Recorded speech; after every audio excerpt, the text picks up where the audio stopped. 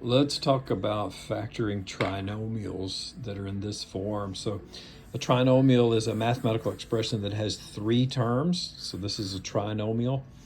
This particular trinomial has no number written here. So that A term is a 1, the B term is -2, and the C term is -15. So this is a specific type of trinomial.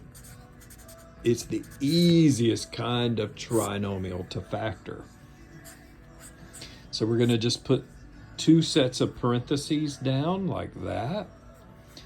And I'm going to have a first blank in each set of parentheses that I need to fill in. So that's x times x. So x times x is x squared.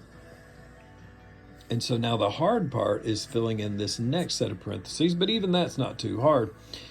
What has to happen is what I put here has to multiply to be -15. I'm going to write that over here. It has to multiply to be -15. So whatever we put here, whatever we put there, it has to multiply to be -15. But it has to add to be -2. So the same numbers have to do that. Just to add to be -2. So think about that. What does that? What two numbers do multiply to be -15 and add to be -2? Hopefully you're thinking of 3 and -5. Notice that works. Those multiply to be -15 and they add to be -2.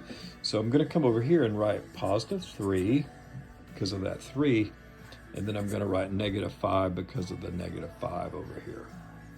So this works. Now I can check it by multiplying this. So x times x is x squared.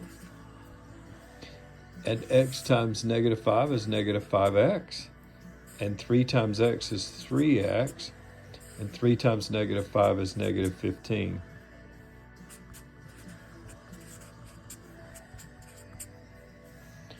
And notice I add these middle terms together because they're like terms. So this is my trinomial. So it checks out.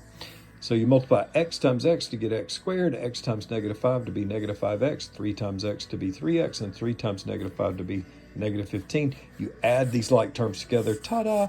So this checks out. This is the same thing that I started with.